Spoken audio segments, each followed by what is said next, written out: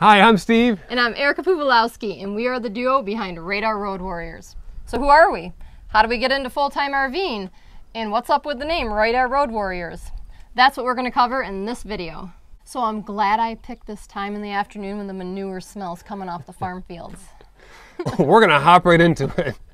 Give you a little background on ourselves. I grew up with a family business installing cable TV at customers' houses and maintaining a 494-foot cell phone tower. That means climbing all the way to the top periodically. That's crazy. And I am a veteran. I was in the Army Reserves, truck driver, went to Iraq, and then I also have a master's degree in business.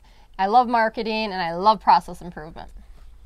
So I bought an abandoned dirt racetrack. I met Erika early on in that. She did a ribbon cutting for the business.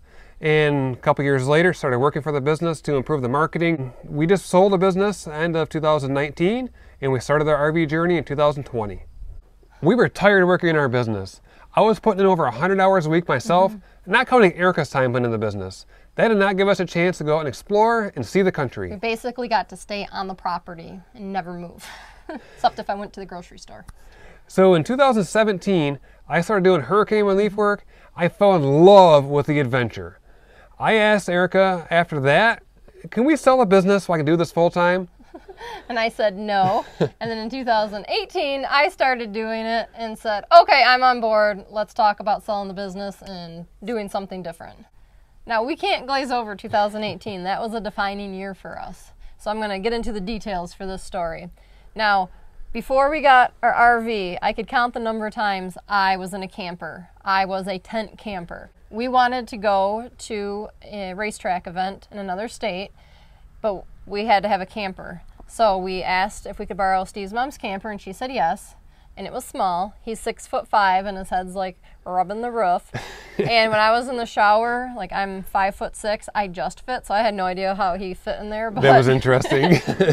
He didn't smell, so there we are. So on this trip, I became obsessed with campers. I wanted one.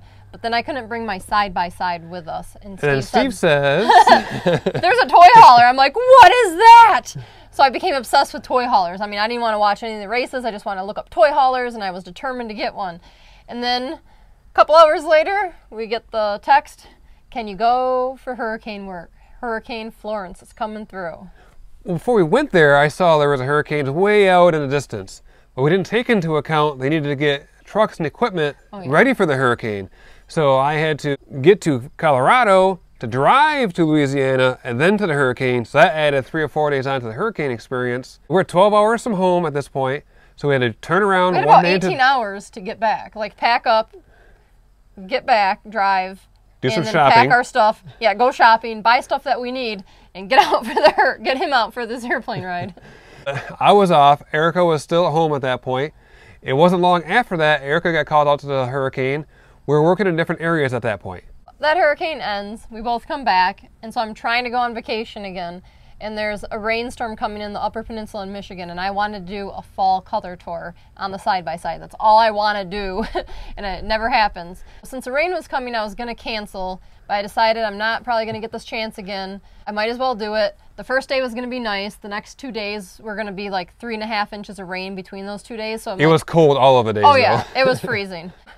I was making a joke to Steve on the way up. I said, wouldn't it be funny if this vacation got canceled too, like our last one, because of a hurricane? And he looks at me and says, well, it could. I'm like, how? Said, there's a hurricane coming. I'm like, since when? I just looked at the radar yesterday when I was looking at all the rain and there was no hurricane. And he said, this morning. So we continue driving at this point. We get to the furthest spot away in Michigan that you could possibly drive to is where our hotel is. We get there, we get ready to go, and get a text. No, we were on the trail for 4 hours. Oh, yeah. We get back. It was dinner time, 8 p.m. We get back, and there's a text wait on the phone. We need you to come back, Hurricane Michael. Like, seriously? Again?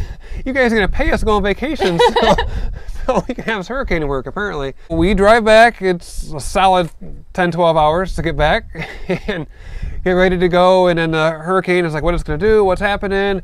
And Hurricane Michael, if you look it up, it was a storm that grew very, very quickly.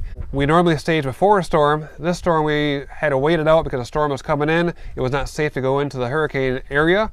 So we flew out right as the hurricane was on its way through, and I went down to Florida area, and Erika started off in the Georgia area, I believe it was.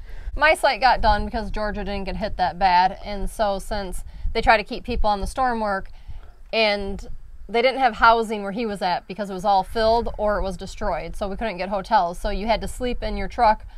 And since I was married to him, they said that I could stay on and go, but I had to stay in his truck with him. This is a truck with a sleeper cab, so it's not very big. It's like a twin-size bed, basically. Well, it's like a twin plus. So one night after shift, Steve and I are sleeping in the cab of the truck, head to toe, because our shoulders didn't fit on the bed together without having to go on your side. And I was saying how much happier I am doing this than running our business, because at least we accomplish something. We don't get rained out all the time. And we were daydreaming about how great it would be if we had an RV, like these other people who were doing other sites in the area, and could bring all the supplies that we needed to make everything happen around there. Because we are bringing 50 pounds on our carry-on, and we can only bring basically our clothes, but there's a whole bunch of other stuff that we need. And I'm the person that wants to organize everything and get it all set. I'm really like, oh, I got my RV, I'm packing it full of all these supplies in my head. And I'm having a ball providing fuel for first responder vehicles, living in this airport out of a truck. A few months later, this is 2019. I got a toy hauler. Also, we realized at that point it was time to start selling the business and working towards a different lifestyle. That fall, we were on vacation. And every time we go on vacation, I did not get a vacation. After working hours upon hours, there's no vacation. I got a phone call, asked if the business was for sale. So now the vacation turned into a planning session, figuring out how we could sell the business to move on to the next chapter. This is my second fall color tour. I did go out on it, but I didn't see any colors. I mean, I saw them, but my head was going about business, selling and stuff. Pretty leave, pretty leave. In December of 2019, the business sold, and now we have sold our apartment, which is our house at the same time. This made transition into full-time living very easy at that point. So we left the racetrack and we're living in the toy hauler, and it's November in Michigan, so it means it's cold. Luckily, his mom let us park it in her shed. Big pole barn, nice. It's not a shack, as people thought we moved into our camper in a shack and were very concerned for us. It was partially heated and we were secure. You can watch a video here of us trying to get it out, but we had to get it in. During this time, living in a toy hauler, we figured out what worked for us, what didn't work for us. We realized that a toy hauler floor plan was great for hauling a side-by-side and taking vacations, but living full-time in the RV, it was very cramped. Around the kitchen area, the bed had a little walking space, things like that. We knew we wanted a little more space if we're going to be living full-time in this thing, 365, 24/7. Yeah, so we had that time to figure out, it was about 2 months, to figure out what we liked and what we didn't like.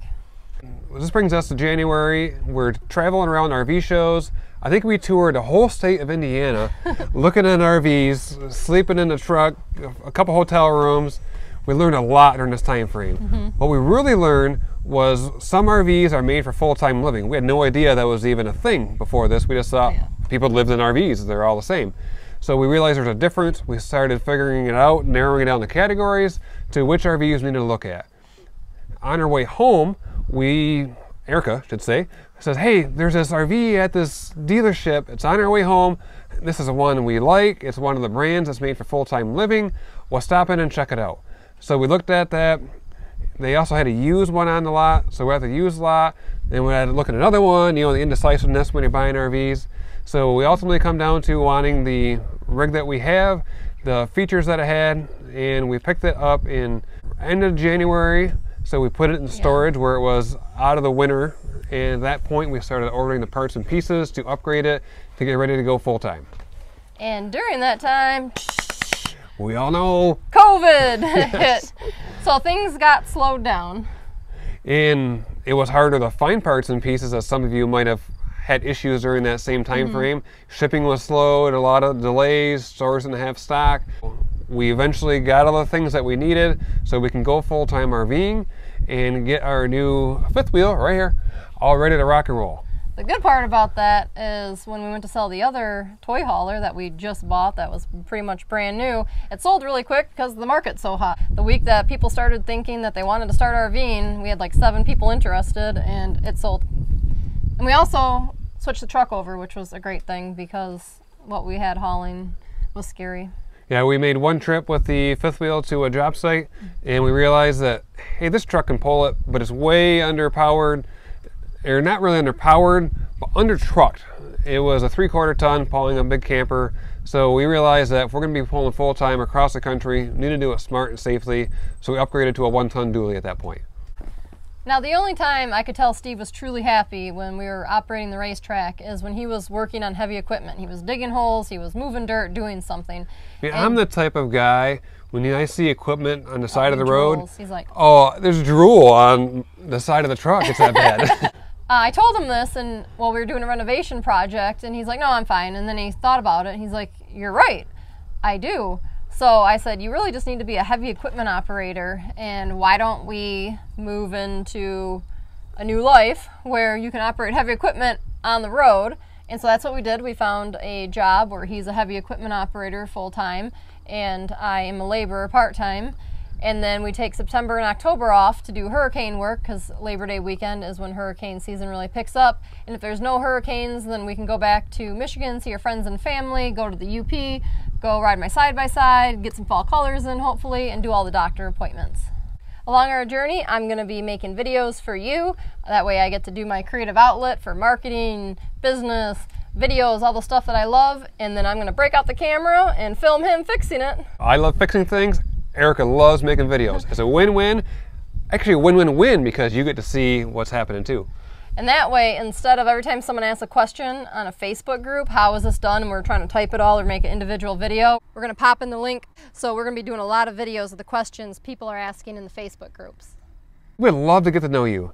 Drop us a comment if you are a full-time RVer, a sometime RVer, or you're dreaming about RVing. Hey, I'm editing this the next day and realize I never told you why we're Radar Road Warriors. For Radar, that's the name of our RV, and that is because we are always watching the radar for work. With the racetrack business, we were always watching the radar because it usually said it was going to rain on Friday, even if it didn't. The first hurricane that we went to go work, when we went on that vacation, we were watching the radar before we went on vacation because we thought the event was going to get rained out. They got around 4 inches of rain before we got there. It was a muck hole all over the property. And then, of course, we were watching the radar for the hurricane coming in. The second vacation, I was watching the radar about the rain. We got the 3.5 inches. And again, we were watching the radar for the hurricane. And Road Warriors, because we drive all over the United States for work. If you want to follow our adventure, subscribe to our channel, and we'll see you in the next video. Bye. Are you going to wave? I kind of already wave, and then like we need to be like, I just say we'll see you in the next video. Hey, we're going to see you in the next video. Bye. Bye.